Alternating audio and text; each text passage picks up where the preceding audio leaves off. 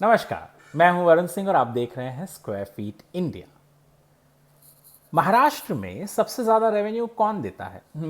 दारू तो देता ही है, मैं एक्साइज की बात नहीं कर रहा हूं, पर ये रियलिटी न्यूज़ बात करेंगे रियल एस्टेट की। तो रियल एस्टेट में एक दिन के अंदर, जी हाँ, 2 दिन बीत चुके हैं, पर एक ही दिन काम चालू था शनिवार को, और रविवार तो बंद ही होता है दफ्तर। तो शनिवार को स्टैम्प ड्यूटी रजिस्ट्रेशन से कितने पैसे आए?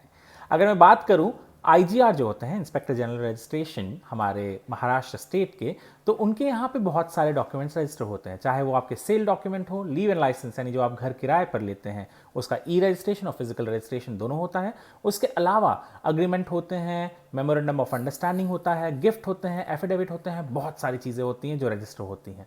तो इनमें से टोटल एक दिन के अंदर अगर मैं बात करूं, तो महाराष्ट्र स्टेट ने यानी सरकार के तिजोरी में 48,48,000 रुपए जमा हुए। बहुत ज़्यादा अमाउंट नहीं लगेगा, पर एक दिन, वो भी शनिवार, जब आधा दिन दफ्तर काम करता है, उस दिन ये हुआ। और हमारे लिए इस कारण महत्वपूर्ण बन जाता है क्योंकि 2022 का पहला दिन और उस दिन कितने घर बिके ये जानने में हर कोई दिलचस्पी रखता है। तो महाराष्ट्र में पहले दिन कितने घर बिके? जी हाँ, 51 घर बिके, 51 सेल्स रजिस्टर हुए, जिससे जो रेवेन्यू जनरेट हुई है वो रेवेन्यू है 16,52,000 रुपीज़। आप यहां देख सकते हैं कि जो दूसरी चीज है वो है agreement relating to deposit of title deeds, जो सबसे मतलब सेकंड हाईएस्ट है, 252 रजिस्टर हुए हैं और उससे रेवेन्यू जनरेट हुआ है 28,36,385 रुपए।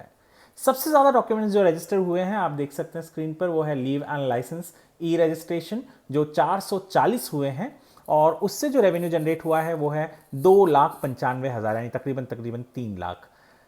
1 जनवरी को यानी इस साल के पहले दिन पावर ऑफ अटॉर्नी भी रजिस्टर हुए, जो 13 थे, जिससे 16,000 रुपए जनरेट हुए। गिफ्ट डीड यानी घर में ही कोई, जैसे माँ अपने बेटे को या पिताजी अपने बच्चे को या कोई भी अपने जो ब्लड रिलेशन होते हैं उनके नाम पर जब कोई घर करता है तो वो गिफ्ट डीड होता है। गिफ्ट डीड करने से स्टैम्प ड्यूटी नहीं भरा जाता, और वो स्टैम्प ड्यूटी नहीं भरने की वजह से आप बहुत ज़्यादा पैसे बचाते हैं। हमने पिछले साल स्टोरी की थी कि किस तरीके से संजय दत्त ने अपनी ही बीवी के नाम पर अपने पूरे घर को, जो बांद्रा के घर था, वो गिफ्ट डीड कर दिया था, और वही सेम उन्होंने, उनकी बीवी मान्यता दत्त ने संजय दत्त के नाम दोबारा कर दिया था। उसको भी स्टैम्प ड्यूटी भरने की जरूरत नहीं पड़ी थी। तो गिफ्ट डीड जो हुए हैं वो 2 हुए हैं, जिससे सरकार को तकरीबन 38,600 रुपए की रेवेन्यू जनरेट हुई है।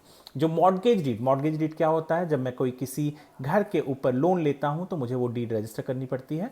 तो 2 मॉर्गेज डीड, यानी आपने कभी घर खरीदा होगा तो आपने लोन जरूर लिया होगा बैंक से, तो वो डीड रजिस्टर करनी पड़ती है। तो मॉर्गेज डीड भी 2 रजिस्टर हुए, जिससे सरकार को 7,800 रुपए की रेवेन्यू जनरेट हुई।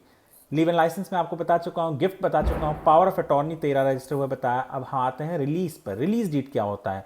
कई बार रिलीज डीड आप सबमिट करते हैं जब आपका मॉर्गेज जो हो वो भी सब खत्म हो गया हो, या आप जिस तरीके से जो फ्लैट होता है, फ्लैट नहीं, जो खास करके ज़मीन होती है, उस पर जब कुछ मॉर्गेज हो, या आप किसी बिल्डर को अग्रीमेंट कर रहे हैं, तो रिलीज डीड जो फाइल होती है वो होते हैं, वो एक दिन के अंदर 5 हुए हैं, जिससे 1,000 रुपये का रेवेन्यू जनरेट हुआ है।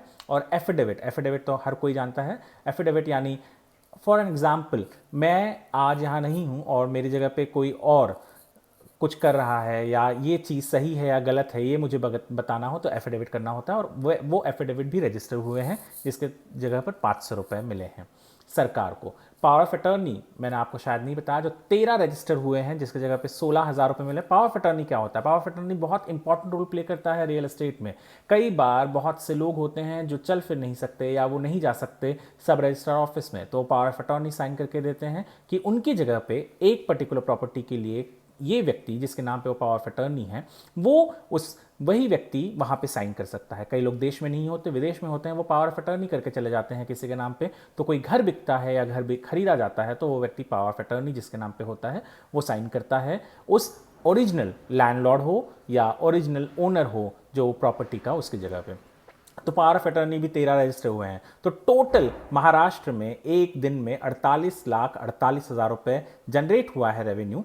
अगर मैं पिछले साल के अंतिम महीने की यानी दिसंबर की बात करूं तो दिसंबर में तकरीबन 2300 करोड़ रुपए, 2300 करोड़ के ऊपर रेवेन्यू जनरेट हुआ था महाराष्ट्र में केवल कन्वेंस सेल्स से, जो नवंबर में जो 1600 करोड़ रुपए जनरेट हुए थे उसके मुकाबले बहुत ज्यादा है। जी हाँ, नवंबर में सिर्फ 20 दिन रजिस्ट्रेशन ऑफिसेस चालू थे क्योंकि दिवाली थी और अन्य छुट्टियां थी और क्लाइमेट भी उस वक्त बहुत ज़्यादा अच्छा नहीं था, तो बहुत सारे रजिस्ट्रेशंस नहीं हुए थे। पर दिसंबर जो साल का अंतिम महीना था उसने इस पूरे फाइनेंशियल ईयर में सबसे ज़्यादा जितना रेवेन्यू जनरेट किया है। फाइनेंशियल ईयर हमारा शुरू होता है अप्रैल 2021 से जो मार्च 2022 तक चलेगा, उसमें सबसे ज़्यादा रेवेन्यू जो जनरेट हुआ था वो दिसंबर में हुआ था। तो ये थी आपको दिसंबर और साल के पहले दिन कितनी रेवेन्यू जनरेट हुई इसके बारे में जानकारी। स्टैम्प ड्यूटी के जरिए कितनी रेवेन्यू जनरेट हुई ये हमने आज आपको बताया। squarefeetindia.com ये एक रियल एस्टेट न्यूज़ वेबसाइट है और स्क्वायर फीट इंडिया का चैनल है। हम हमारे चैनल और वेबसाइट के जरिए आप तक रियल एस्टेट जगत से जुड़ी हुई महत्वपूर्ण जानकारियां लेकर आते हैं। यदि आपको ये वीडियो पसंद आए तो चैनल को सब्सक्राइब करना मत भूलिएगा। वीडियो को लाइक और शेयर भी कर सकते हैं। इसके अलावा ज़्यादा जानकारी के लिए आप squarefeetindia.com पर विजिट भी कर सकते हैं। ये वीडियो देखने के लिए आपका धन्यवाद।